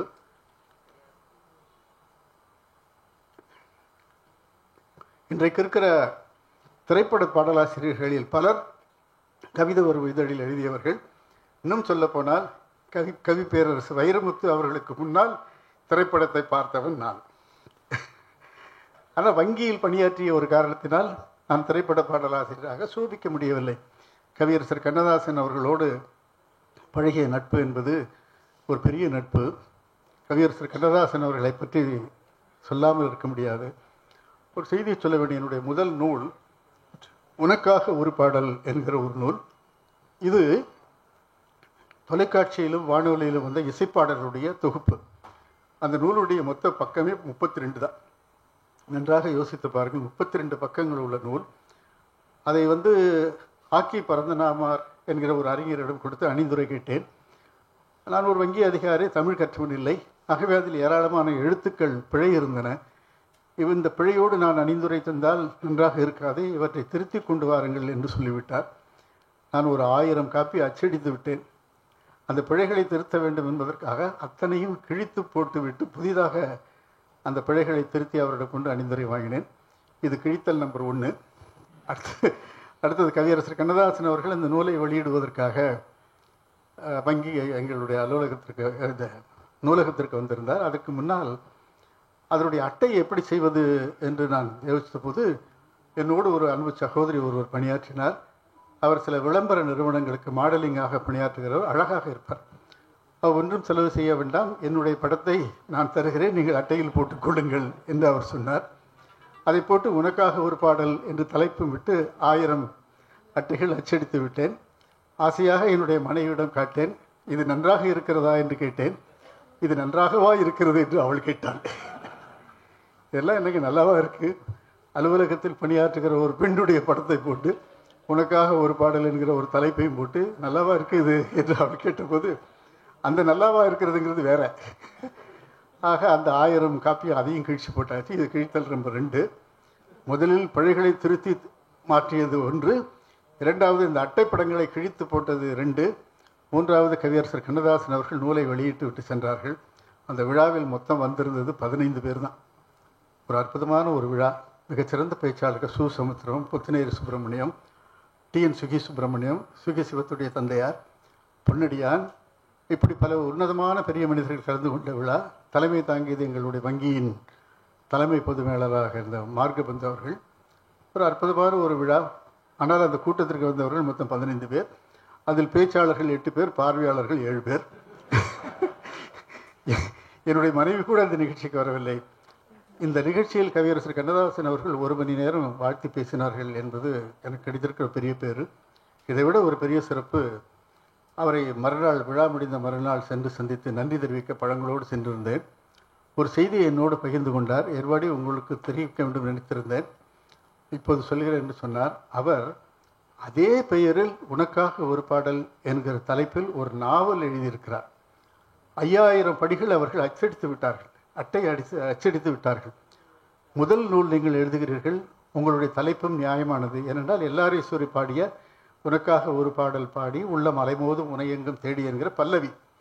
ஆகவே உங்கள் தலைப்பில் நியாயம் இருக்கிறது. ஆகவே உங்கள் உற்சாகத்தை குலைத்து விடக்கூடாது என்பதற்காக அந்த 5000 படிகளுக்கான அட்டையை நான் கிழித்து விட்டேன். கிழித்துவிட்டு அவளுக்காக ஒரு பாடல் என்கிற தலைப்பில் புதிதாக அச்சடித்திருக்கிறேன் என்று சொன்னார். ஒரு சாதாரண ஒரு ஆள், ஏர்வாடி ராதாகிருஷ்ணன் இன்றைக்கு வேண்டுமானால் வெளியே தெரியலாம், அன்றைக்கு யாருக்கும் தெரியாது. இருந்தாலும் கூட ஒரு சாதாரண கவிஞனுக்காக 5000 படிகள் அச்சடித்த அந்த எல்லாத்தையும் கிழிச்சு போட்டுட்டு அவளுக்காக என்ற ஒரு தலைப்பை மாற்றி, அவரை போல ஒரு உன்னதமான ஒரு கவிஞனை உலகத்தில் பார்க்க முடியாது. கவிஞர்கள் மனிதர்கள் கவிஞர்களாக இருப்பது, கவிஞர்கள் மனிதர்களாக இருப்பது, இவையெல்லாம் ரெண்டு சேர்ந்திருப்பது மிக அபூர்வமான ஒரு ஒன்று. மிகச்சிறந்த கவிஞராக இருக்கலாம், ஆனால் அவர் மிகச்சிறந்த மனிதராக இருக்க வேண்டும் என்கிற அவசியம் இல்லை. இன்றைக்கு அப்படியும் இல்லை. ஆனால் கவியரசர் கண்ணதாசன் அவர்களும் வாலி அவர்களும் கவிஞர் முத்துலிங்கம் அவர்களும் மிகச்சிறந்த கவிஞர்கள் மட்டுமல்ல, மிகச்சிறந்த மனிதர்கள். என்னுடைய முன்னேற்றத்தில் அவர்களை பற்றி நான் நினைக்காமல் சென்றேன் என்றால் நன்றி கொண்டவனாகி விடுவேன். ஆகவே கவியரசர் கண்ணதாசன் அவர்களுடைய ஒரு ஆதரவோடு நடத்தப்பட்ட ஒரு அற்புதமான ஒரு இதழ். இதில் நாங்கள் 3 இலட்சணைகளை வைத்திருக்கிறோம். இதை நீங்கள் நன்றாக கவனிக்க வேண்டும். மனிதநேயம், மாண்புமிகு வாழ்க்கை, மண்ணில் எவருக்கும் அஞ்சாமை என்பதுதான் எங்களுடைய இலக்கு. மனிதநேயம் என்றால் உங்களுக்கு தெரியும், அன்பு. மாண்புமிகு வாழ்க்கை என்பது, மாண்புமிகு என்ற உடனேயே நாம் மந்திரிகளைத்தான் நினைக்கிறோம். மாண்புமிகு என்ற சொற்றொடர் மந்திரிகளுக்கு மட்டும்தான் பொருந்தும் என்று நினைக்கிறோம். அது நல்ல மனிதர்களுக்கும் பொருந்தும். மாண்புமிகு வாழ்க்கை என்பது எது நமக்கு கிடைக்கிறதோ, அது நமக்கு கிடைக்கிறதோ அது சரியாக கிடைத்திருக்கிறது என்று பொருள். என் பையில் ஒரு 50 ரூபாய் பணம் இருக்கிறது என்றால், என் சம்பளத்திலிருந்து நான் வைத்திருக்கிற பணம் என்று சொல்வது எனக்கு பெருமை. நான் வழியில் ஒருவரிடம் அடித்தது, பிக் பாக்கெட் அடித்தது என்பதில் எனக்கு பெருமை இல்லை. உங்களுக்கு எது கிடைத்திருக்கிறதோ அதில் மாண்பு இருக்கிறது என்றால் அது மரியாதைக்குரியது. ஆகவே மாண்புமிகு வாழ்க்கை என்பது எது நமக்கு கிடைத்ததோ அது சரியாக கிடைத்திருக்கிறது என்று பொருள். மண்ணில் எவருக்கும் அஞ்சாமை என்பது, இந்த இரண்டும் இருந்தால் யாருக்கும் நாம் அஞ்ச தேவையில்லை. அதான் வாழ்க்கை. மனிதநேயம் இருந்தால் யாருக்கும் அஞ்ச வேண்டியதில்லை. நம்முடைய வாழ்க்கை மாண்பு மிகுந்ததாக இருந்தால் யாருக்கும் அஞ்ச வேண்டியதில்லை என்று பார்க்கிற போது, யாருக்கும் அஞ்சாமை என்பது நாம் ரவுடிகளாக இருக்க வேண்டும் என்கிற அவசியம் இல்லை, அல்லது ரவுடிகளுக்கு நண்பர்களாக இருக்க வேண்டும் என்கிற அவசியம் இல்லை. நம்முடைய வாழ்க்கையில் இந்த இரண்டும் இருந்தால் யாருக்கும் அஞ்ச வேண்டியதில்லை. இன்றைக்கு எல்லோரும் அஞ்சு செத்துக் கொண்டிருக்கிறார்கள். அதற்கு காரணம் அவர்களிடம் மனிதநேயமும் இல்லை, மாண்புமிகு வாழ்க்கையும் இல்லை. அன்பு இருந்தால் எப்படி நம்மை பாதுகாத்து கொள்ள முடியும் என்று பார்க்கிற போது ஒரு கதை எனக்கு நினைவுக்கு வருகிறது. இதோடு நிறைவு செய்து கொள்கிறேன். முல்லா நசுருதீன் ஒரு முறை தன்னுடைய மனைவியோடு ஒரு கடலில் பயணம் செய்து கொண்டிருக்கிறார். தனியாக இருவரும் சென்று கொண்டிருக்கிறார்கள். ஒரு அமைதியான ஒரு கடல். எதிரே மனைவி, அழகான மனைவி அமர்ந்திருக்கிறார், இவரும் அமர்ந்திருக்கிறார். வழியில் அவர் கேட்கிறார், என்னுடைய கையில் கூர்மையான ஒரு கத்தி இருக்கிறது, இந்த கத்தியை லேசாக உன்னுடைய உடம்பில் பட்டுவிட்டாலேயே இறந்து விடுவாய், நான் உன்னுடைய கழுத்தில் இதை சொருகினேன் என்றால் நீ செத்து விடுவாய், ஆனாலும் நீ பயப்படாமல் தைரியமாக இருக்கிறாயே, எப்படி என்று கேட்டபோது அவருடைய மனைவி சொல்கிறாள், கத்தி வேண்டுமானால் கூர்மையானதாக இருக்கலாம், என் கழுத்தில் வைத்தால் அது அறுத்து விடலாம், நான் இறந்தும் போய்விடலாம், ஆனால் அந்த கத்தி யாரிடம் இருக்கிறது, யாருடைய கைகளில் இருக்கிறது என்று பார்த்தால் என் மீது அன்பாக இருக்கிற என்னுடைய கணவன் கையில் இருக்கிறது. என் மீது அன்பாக இருக்கிற கணவன் கையில் அது இருக்கிறவரை எனக்கு பயப்பட தேவையில்லை என்று சொல்வார்கள். ஆகவே நம் மீது அன்பாக இருக்கிறவர்கள் மீது நாம் அச்சப்பட தேவையில்லை என்று இருக்கிற போது, நாம் எல்லோரிடமும் அன்பாக இருக்கிற போது யாருக்கும் நம்மிடம் அச்சம் வேண்டியதில்லை, நாமும் அச்சப்பட தேவையில்லை. ஆகவே இந்த குறிக்கோடு நாங்கள் இயங்கிக் கொண்டிருக்கிறோம், ஒரு நல்ல வாழ்க்கையை நாங்கள் வாழ்ந்து கொண்டிருக்கிறோம் என்பதாக சொல்லி, இப்படி நிறைய சொல்லிக்கொண்டே போகலாம். அந்த ஈகோவை பற்றி ஒரே ஒரு செய்தியை சொல்ல வேண்டும். நான் அடிக்கடி இந்த கதையை எல்லாருக்கும் சொல்வதுண்டு. வினோபாஜி ஒரு முறை நண்பர்களோடு அமர்ந்திருக்கிற போது அவருக்கு ஒரு கடிதம் வருகிறது. மகாத்மா காந்தி எழுதியிருக்கிறார், இந்த பூதான இயக்கத்தை குறித்து நீங்கள் மிகச் சிறப்பாக பணியாற்றி கொண்டிருக்கிறீர்கள், உங்களை போன்றவர்கள் இந்த நாட்டுக்கு மிகவும் தேவைப்படுகிறீர்கள், உங்களை நான் பாராட்டுகிறேன் என்று ஒரு கடிதம் எழுதுகிறார். அந்த கடிதத்தை வினோபாஜி படித்தவுடன் கிழித்து போட்டு விடுகிறார். அவருடைய நண்பர்கள் எல்லாம் கேட்கிறார்கள், மகாத்மா உங்களுக்கு கடிதம் எழுதியிருக்கிறார், பாராட்டு எழுதியிருக்கிறார், இதை பத்திரமாக நீங்கள் வைத்து பாராட்ட வேண்டும், போற்ற வேண்டும், பெருமைப்பட வேண்டும், மாறாக கிழித்து எறிகிறீர்கள் என்ற போது வினோபாஜி சொல்கிறார், இந்த பாராட்டு கடிதம் என்பது ஒரு மமதியை எனக்குள் ஏற்படுத்திவிடும் என்கிற பயம் எனக்கு இருக்கிறது, காந்தியே என்னை பாராட்டி இருக்கிறார் என்று நான் தெருவில் சொல்லிக்கொண்டு அலைவேன். ஆகவே அதை தவிர்க்க வேண்டும் என்பதற்காகத்தான் நான் இதை கிழித்து போடுகிறேன் என்று அவர் சொன்னதாக ஒன்று சொல்வார்கள். இன்றைக்கு கடிதம் மட்டுமில்லை, பிரபலங்களோடு தாங்கள் இருக்கிற படங்களை பையில் வைத்துக் கொண்டு விரட்டி கொண்டிருக்கிறவர்களை பலரை பார்க்கிறோம். முதலமைச்சர்களை அடிக்கடி மாற்றிக் கொண்டிருக்கிறார்கள். முன்பு எடப்பாடியோடு இருக்கிற படத்தை வைத்துக் கொண்டிருக்கிற நண்பர்கள் இப்போது ஸ்டாலினோடு இருக்கிற படத்தை வைத்துக் கொண்டிருக்கிறார்கள். இதை நான் ஸ்டாலினிடம் எப்படி போய் சொல்வது என்று எனக்கு தெரியவில்லை. இதெல்லாம் எதற்காக சொல்கிறேன் என்றால், எளிமை என்பதும் இயல்பான தன்மை என்பதும் வாழ்க்கையை இதமாக்குகிறது என்பதாக சொல்லி, இந்த அனுபவங்கள் எல்லாம் ஒரு நல்ல நூலினை தருகிற ஒரு வாய்ப்பினை தந்திருக்கிறது என்பதற்காக நான் பெருமைப்படுகிறேன், கூறிப்படுகிறேன். நிறைவாக ஒரு கவிதை இருந்தால் கவிஞர் என்கிற முறையில் நான் அதை சொல்ல வேண்டும். நான் பொதுவாக மனைவிகளை என்ன இல்லை, வாய்த்ததில்லை.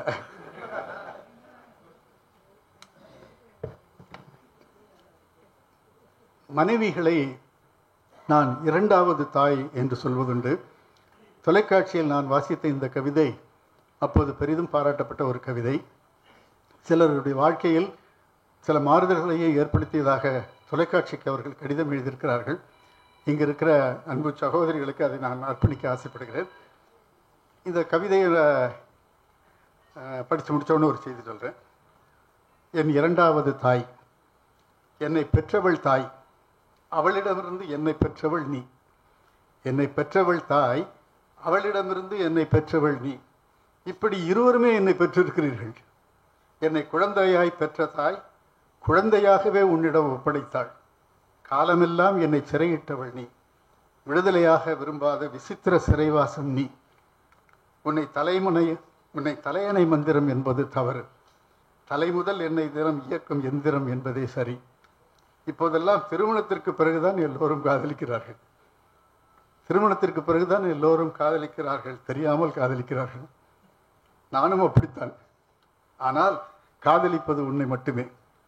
உலகமே தெரியாதிருந்த எனக்கு உலகமே நீ ஆனாய். நீ வந்தது வாழ்வின் பிற்பகுதி தான். வந்ததும் நான் மறந்தது என்னுடைய முற்பகுதியை. ஒரு தொடர் ஓட்டத்தில் பாதி வரை இந்த தீபத்தை ஏந்தி ஓடி வந்த தாய் மீதி தூரத்துக்கு உன்னிடம் ஒப்படைத்தாள். தாரம் மட்டுமல்ல, என்னுடைய ஆதாரமும் நீதான். கண்களால் கைது செய்து என்னை காலமெல்லாம் சிறையிட்டவள் நீ. ஆசை கடலில் அலையும் இதயத்தை அலைகளாய் தழுவி இந்த கலத்தை கரையேற்றியவள் நீ.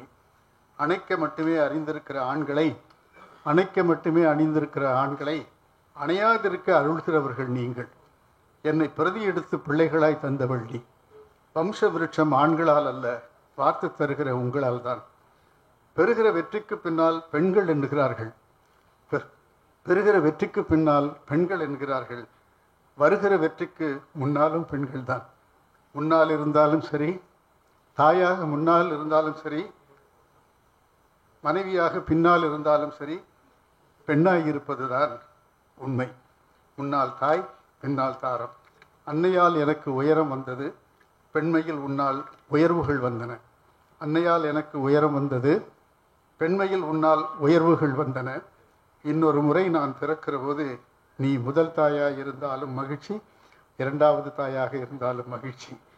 ஆகவே பெண்களை தாயாக கருத வேண்டும் என்பதாக சொல்லி, நல்ல அனுபவங்களை நாளும் நீங்கள் பெற வேண்டும். நாளும் பெறுகிற அனுபவங்கள் நம்மை வழி நடத்த வேண்டும் என்பதாக சொல்லி, ஒரு அற்புதமான நூலொன்றை தயாரிப்பதற்கான வாய்ப்பினை தந்த அன்பு சகோதரர் சம்பத் அவர்களுக்கும் ஏனைய பெருமக்களுக்கும் என்னுடைய நன்றியர்களை புலப்படுத்தி, பொறுமையாக உங்கள் செவிகளை தந்தமைக்கு உங்களுக்கும் நன்றி தெரிவித்து விடைபெறுகிறேன். நன்றி, வணக்கம்.